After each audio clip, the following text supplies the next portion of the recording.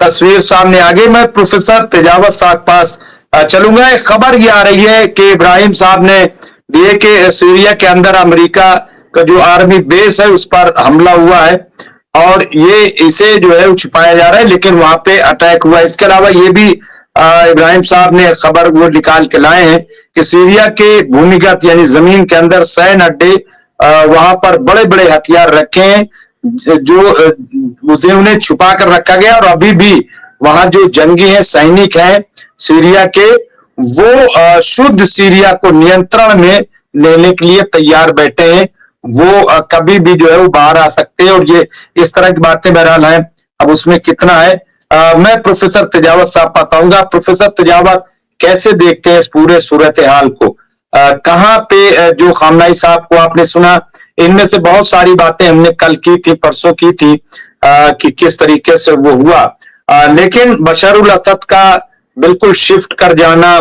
कि किसी को पता ही नहीं चला, भनक ही नहीं लगा, लोग ये समझ रहे थे कि वो मार दिए गए। ये मतलब रूस ने कितनी तेजी दिखाई, आप ये देखिए कि अमेरिका तक को पता नहीं चला कि बशर उल असद कब शिफ्ट हो गए, यानी बहुत बड़ी बात है मैं समझता हूं। तो एक तो ये, दूसरा वहां बगैर किसी झगड़े लड़ाई के वहां जा करके और तख्ता पलट हो जाना, यानी कहीं कुछ नहीं। तो किसके पीछे किसको आप देखते हैं? क्या जो खामनाई साहब ने कहा कि बहुत वाज़ेह तौर पर इसके पीछे अमेरिका और इजराइल है, तो क्या इजराइल ने पहुंचाया? और अब जिस तरह से इजराइल पूरे सीरिया पे काबिज होना चाहता है, वो गोलान हाइट से भी आगे बढ़ गया और कुछ लोग तो कह रहे हैं कि उनके लोग जो है वो दमिश्क तक में पहुंच गए। कैसे देखते हैं तेजावत साहब इसको? देखिए मुमताज साहब, इसको हम शुरू से ही दरअसल जो बड़े ताकत हैं उनकी लड़ाई के रूप में हम देखते रहे हैं और हमें ये पता है कि ये जो उस पूरे रीजन में जो ये सारी लड़ाई चल रही है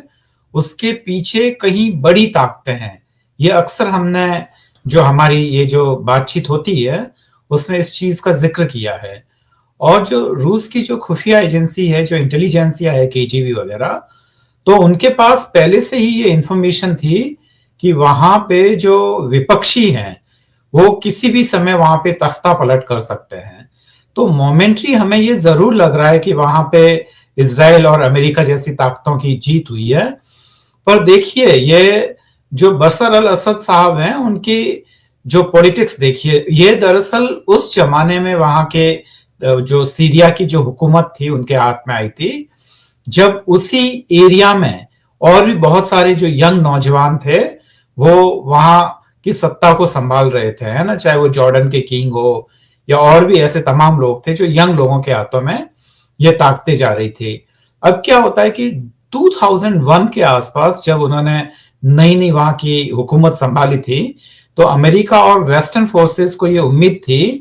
कि ये वेस्टर्नाइजेशन या मॉडर्नाइजेशन के नाम पर ये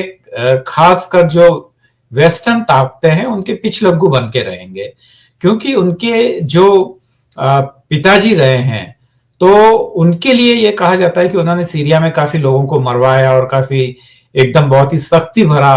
वहां पे पूरी हुकूमत चलाई थी। और बशर अल असद साहब के लिए ये कहा जा रहा था कि वो यंग है, लिबरल है और हो सकता है कि ये मॉडर्नाइजेशन या मॉडर्नाइजेशन के नाम पर वेस्टर्नाइजेशन की तरफ बढ़े।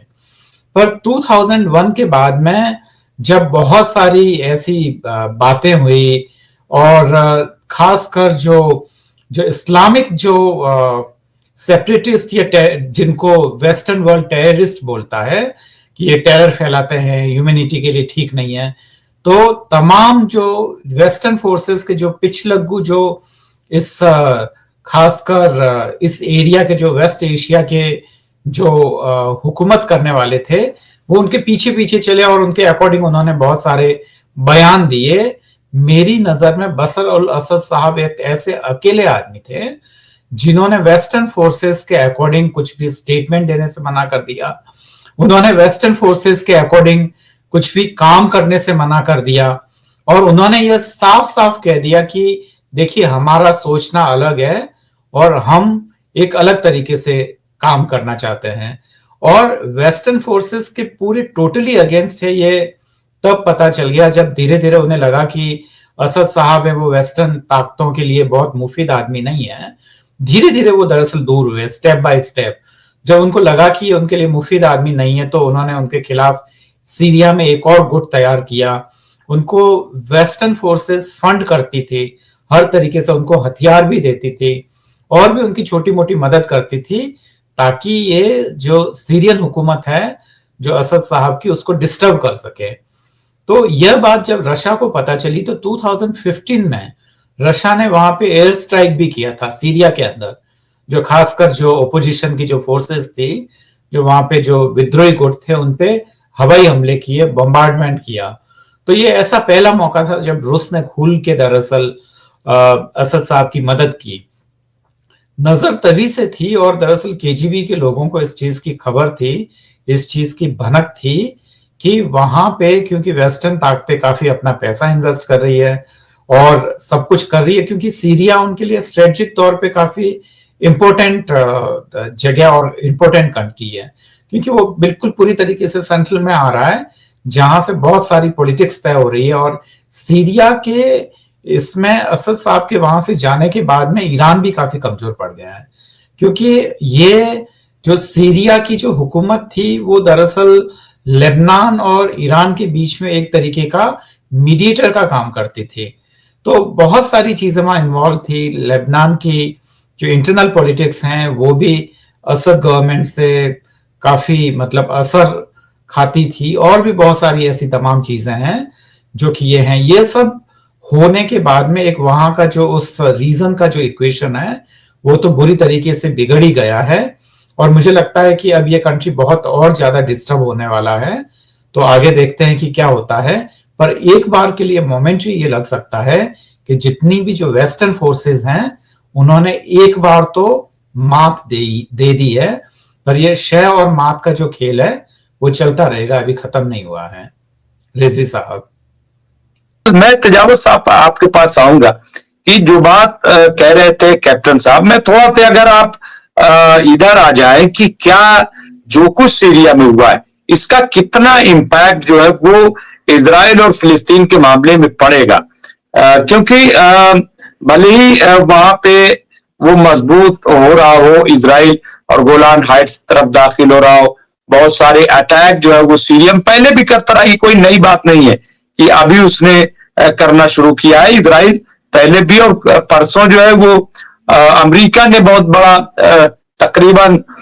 75 मकामात पर तो अमेरिका ने अटैक किया है सीरिया में, तो वो तो है। लेकिन इधर थोड़ा सा अगर हम देखें तो कितना इम्पैक्ट पड़ेगा, आपको क्या लग रहा है, कितना फर्क होगा? आप देखिए, इस चीज को हम कुछ ज्यादा एक सिमिलरिटीज के साथ समझने की कोशिश करते हैं। इसके लिए हम एक बांग्लादेश का उदाहरण ले सकते हैं। देखिए, बांग्लादेश में पहले खालिदा जिया की सरकार थी, सॉरी शेख हसीना की सरकार थी, और उनकी जगह जो मोहम्मद यूनुस साहब आए। तो देखिए, शेख हसीना, जो बेगम शेख हसीना थी, वो भारत के ज्यादा मुफीद पड़ती थी, और जो नए यूनुस साहब आए हैं, नोबेल लॉरिएट हैं, जिनकी अभी वो सत्ता पे पकड़ बनाने की कोशिश कर रहे हैं, पर वहां के राइट्स को वो रोक नहीं पा रहे हैं ठीक से। तो वो सारी चीजें हैं, और इसके पीछे भी अमेरिका का हाथ बताया जाता है कि दरअसल बांग्लादेश में सत्ता परिवर्तन के लिए भी अमेरिका जिम्मेदार है। तो मुझे जो अमेरिका की जो करंट गवर्नमेंट है, उसका ये लगता है, जो खासकर डेमोक्रेट्स की जो बाइडेन के नियंत्रण वाली जो है, वो दरअसल पूरे जाने से पहले पूरी दुनिया में अपनी जगह पे जो है, वह अपनी पकड़ को या अमेरिका की पकड़ को मजबूत बनाना चाहती है। साउथ एशिया में उन्होंने सत्ता परिवर्तन करवा के अपनी पकड़ को वहां पे किया, और अभी मध्य पूर्व में उन्होंने असद साहब की सरकार को बदलकर वही काम किया है जो अमेरिकन गवर्नमेंट ने बांग्लादेश में सत्ता परिवर्तन करके किया है। इस चीज को हम ये समझे। दूसरी बात यह है कि इसका इम्पैक्ट क्या पड़ेगा। देखिए, तुर्की जो है वो खुश है इन सब चीजों से, इसलिए खुश है कि जैसे कि भारत में ये आरोप लगता रहा है कि बांग्लादेश से एक बड़ी संख्या में यहाँ से शरणार्थी आते हैं, और उसके लिए उन शरणार्थियों को जगह देना वगैरह, वो सब कुछ भारत पे एक एक्स्ट्रा बर्डन होता है। ये आम तौर पे यहाँ के विपक्षियों के बीच में और विभिन्न दलों के बीच में एक चर्चा का विषय रही है, और खासकर भारतीय जनता पार्टी का एक ये पॉपुलर एजेंडा था। ठीक वैसे ही क्योंकि अर्दोआन है वो दरअसल वहां के नेशनलिस्ट लीडर कहलाते हैं, और जो बांग्लादेशियों के लिए जो भारत में कहा जाता था वही अर्दोगान साहब है, वो दरअसल इन्हीं सीरियन जो शरणार्थी थे उनके लिए कहते थे। एक अनुमान के हिसाब से लगभग कोई 30 लाख के आसपास जो सीरियन जो विपक्षी दल थे, जिनको असद साहब की सरकार ने किसी न किसी तरीके से उनको मतलब वहां से सीरिया को छोड़ने के लिए मजबूर किया, तो वो सारे जो विद्रोही लोग थे धीरे धीरे भाग भाग के यहाँ तुर्की की तरफ आते थे। तो ये एक तुर्की के लिए एक बड़ी प्रॉब्लम तो थी ही कि उनको कैसे सेटल करें, क्या करें। तो सीरिया के जो अंदर की जो पॉलिटिक्स थी उसका असर तुर्की तक आ रहा था। अब तुर्की को ये उम्मीद है कि क्योंकि वहां उनके मुफिद अगर नई सरकार आ जाती है तब भी वो हो सकता है कि जो शरणार्थियों के आने की जो हालत है वो ठीक हो। तो यहाँ पे जो तुर्की यहाँ पे जो फिलिस्तीन की मदद करता दिख रहा है, पर इस पॉलिटिक्स के मामले में वह अमेरिका और इजराइल के साथ है या कि यूरोपियन देशों के साथ है, क्योंकि तुर्की का हमेशा से ये रहा है कि वो इस्लामिक और यूरोपियन देशों के बीच में झूलता रहा है। तो यहाँ पे तुर्की की पॉलिटिक्स को ऐसे देखना चाहिए। इसका और जो इम्पैक्ट पड़ेगा रिजवी साहब वो ये होगा कि क्योंकि असद साहब की जो सरकार है वो लेबनान के हिजबुल्लाह लड़ाकों को जो बहुत सारा जो सामान है, हथियार है जो ईरान वगैरह से आता था उसको पहुंचाने में मदद करता था, क्योंकि बहुत सारी ऐसी बाउंड्रीज थी जहां से हथियार आते थे या वो आते थे। तो अब क्योंकि बशर अल असद साहब की क्योंकि वहां पे सरकार नहीं है, तो ईरान के लिए एक थोड़ी सी एक अजीब सी स्थिति है। पर यहाँ पे देखिए स्टेटमेंट बहुत ही वहां पे दिया, जो नई जो वहां पे जो सत्ता पे जो हुकूमत पे जो लोग काजी हुए हैं, ईरान अब ये चाहता है कि उनके साथ दोस्ती बढ़े। तो ये है कि उन्होंने कोई बहुत ज्यादा फेवर नहीं किया है। और यही आप देखिए रशियन मीडिया का भी अगर आप देखेंगे तो जो अब तक जो बशर अल असद साहब के लिए जो बहुत ही पॉजिटिव था और जो विद्रोही या जो विपक्षी दल थे उसके लिए वो बहुत ही खराब तरह के शब्द जो रूसी मीडिया या इस्तेमाल करती थी, है ना, आतंकी या इस टाइप के जो शब्दों का इस्तेमाल होता था जो खासकर वहां के ओपोजिशन के लिए। पर अब अगर आप रशियन गवर्नमेंट के स्टेटमेंट्स और उनको देखेंगे तो इस तरीके की लैंग्वेज का इस्तेमाल उन्होंने करना बंद कर दिया है। दरअसल ईरान, रशिया, उन सबके पास यही है, एक ही रास्ता है कि जो नई सरकार है उससे वो तालमेल बिठाए। ये ठीक वैसा ही है जैसे कि भारत के पास अभी कोई ऑप्शन नहीं है मोहम्मद यूनुस से एक तालमेल बिठाने और यूनुस साहब से एक खास तरीके की अंडरस्टैंडिंग डेवलप करने के अलावा। शेख हसीना को तो वो मदद कर ही रहे हैं या कि वो जो संभव है वो कर रही है भारत सरकार,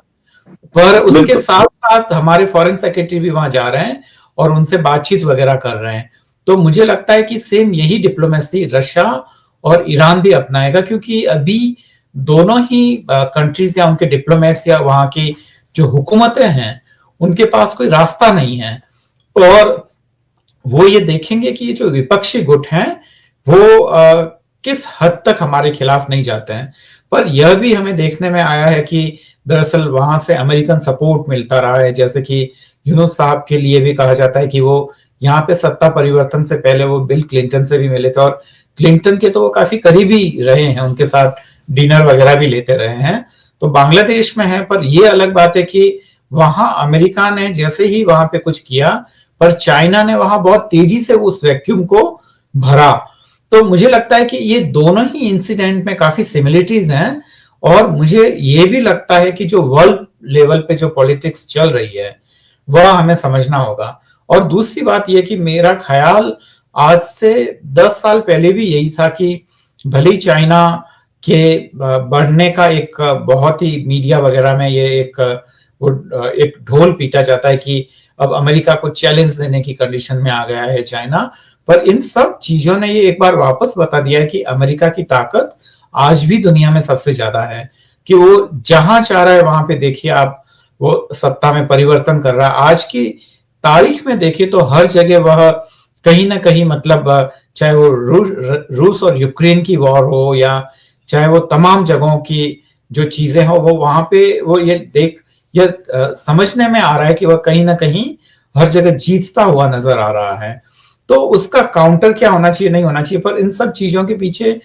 एक जो महत्वपूर्ण कड़ी है वो हमें समझना पड़ेगा